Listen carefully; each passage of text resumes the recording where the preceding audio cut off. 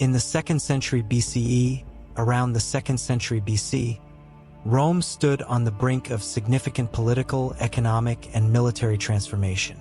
Evolving from a regional power, the Republic had become a formidable state engaging in wars across the Mediterranean. While the money-plus system was ideal for combating local tribes in central Italy, as Rome expanded, it encountered more significant states with larger armies, rendering money-plus insufficient. The defeat of an 80,000-strong Roman army by united Germanic tribes in the Battle of Orazio in 105 BCE necessitated military reforms. At this critical juncture, Gaius Marius emerged as a pivotal figure to resolve Rome's dilemma. The opportunity to restructure the Roman army facilitated Marius's rise to both military and political prominence. Despite facing 7 unsuccessful elections, he became the first Roman general to wield more influence over legions than the Senate. Victories between 110 and 105 BCE elevated his popularity among both soldiers and the populace. However, Marius's most influential contributions came through significant reforms. He overturned the closed structure of the Roman army, which previously allowed only property-owning citizens to enlist, limiting the number of legionaries. One of Marius's initial actions was to change these laws, allowing any Roman citizen, regardless of property ownership, to enlist. This innovation eliminated some drawbacks of the old system. Many property-owning soldiers were farmers, and a 10-year military service in distant provinces often led to bankruptcy for a small landowner. The new system opened the way for a large segment of society eager for long-term military service but lacking land to leave behind at home. These individuals would become Rome's full-time professional soldiers. Additionally, the age and rank-based military service concept was abolished. Marius implemented reforms that replaced soldiers with different types, such as hastati, principes, and triarii, with a system where each soldier carried the same type of weapons. Cohort formations were introduced, standardizing weapons like pilum and gladius. Rectangular shields, following the scutum tactic, became indispensable for Romans in subsequent years. Marius also designed a backpack allowing Roman soldiers to carry all their supplies and equipment. This bag, called malum hatulari, in honor of its designer, enabled soldiers to carry their own clothes, set up their camps, cook their meals, and acquire skills such as building roads and bridges.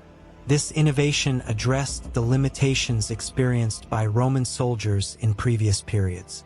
Before the conscription system, the Roman army carried 5 different standards: eagle, wolf, minotaur, horse, and bear.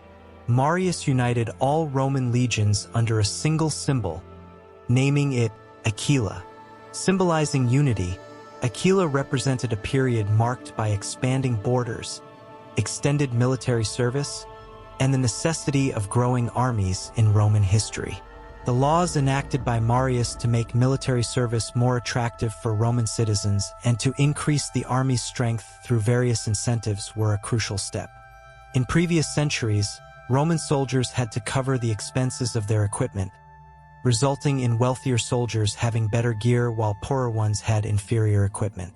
Marius completely abolished this practice, ensuring that the state covered the soldiers' equipment costs. Additionally, soldiers were provided with a substantial salary, ensuring a more secure life upon retirement. Soldiers serving in the Roman army were rewarded with land by the state for their service. However, the allocated lands could sometimes intentionally be chosen from infertile regions or distant and challenging terrains. This situation indicated that the retirement benefits for soldiers were not always satisfactory. Therefore, reforms were demanded to provide soldiers with fair and more favorable lands.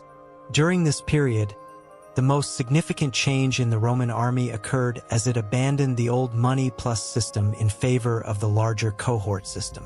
The new system offered a more modular and organized structure compared to the previous manipulous cohorts. Let's take a closer look at this new system. The smallest unit in the cohort system was the contubernium, consisting of 8 soldiers. These soldiers shared the same tent, meals, grindstone, and draft animals. Each contubernium had 2 assistants who did not participate in battles, but were responsible for tasks such as cooking, camp setup, road clearing, and pack animal care. In essence, contubernium, consisting of 8 soldiers and 2 assistants, was the smallest unit of the Roman army, totaling 10 individuals. The cohort, on the other hand, comprised 6 contubernia, totaling 60 soldiers. These units constituted the main force participating in battles and forming the battle line. Above the cohort level was the legion. Each legion consisted of 10 cohorts, totaling 600 soldiers. Soldiers within a legion lived, worked, and fought together like their counterparts at the contubernium and cohort levels. This system aimed to make the Roman army more modular and organized, creating a more effective fighting force. Centurions, conti, and seniors trionum, centrilians, played a crucial role in the Roman army hierarchy. Centurions were described as the senior soldiers of the Roman army, commanding centuries in the front part of a cohort. However, seniors trionum held a different position. They were career soldiers who advanced their positions through promotions. Centurions did not have a tactical role, but seniors trionum were different.